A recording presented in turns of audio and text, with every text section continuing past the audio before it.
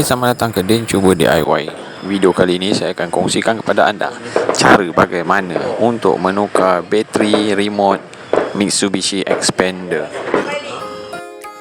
Bateri ini hampir 4 tahun masih belum ditukar. Jadi saya akan tunjukkan kepada anda cara bagaimana untuk menukar bateri ini. Baiklah, untuk mendapatkan bateri ini, anda boleh dapatkan di mana-mana kedai yang berdekatan. Pastikan mendapat kod CR2092 seperti yang saya tunjukkan. Seterusnya, anda perlu gunakan screwdriver jenis rata. Untuk membuka ini, anda perlu cari satu slot yang terdapat di hadapan remote ini. Okey, slot itu ada di hadapan di bahagian sebelah depan remote ini. Kalau anda perhatikan, ada terdapat lubang kecil di sana. Apa yang anda perlu lakukan, anda cuma umpil masukkan screwdriver rata tersebut. Umpil dengan cara berhati-hati dan buka penutupnya. Pastikan getah o-ring itu tidak hilang kerana ia akan mengelak daripada air memasuki remote. Bagi membuka bateri ini pula, anda perhatikan terdapat satu lubang slot untuk memudahkan screwdriver mata rata ini untuk umpil. Okey, pastikan anda umpil secara perlahan-lahan dan berhati-hati. Umpil sehingga bateri tersebut terangkat, and then anda bolehlah cabut. Buka bateri secara berhati-hati, tarik dan tanggalkannya.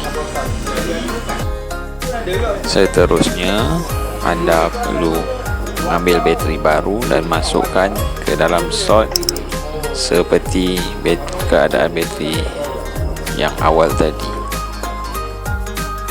Masukkan bateri ke arah dalam, pastikan terdapat dua lock dan tekan ke bawah.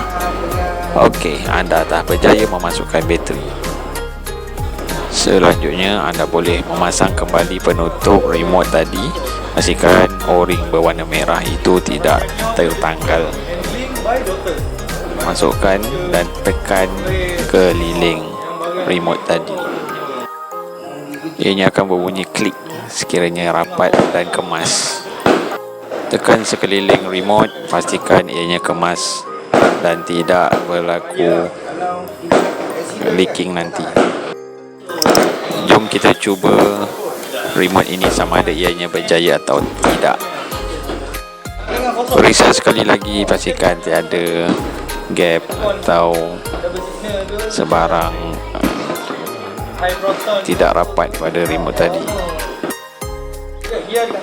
Jom kita cuba kepada kereta kita.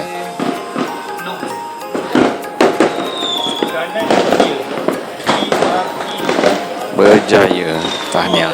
Terima kasih kerana menonton. Jangan lupa subscribe, like dan share.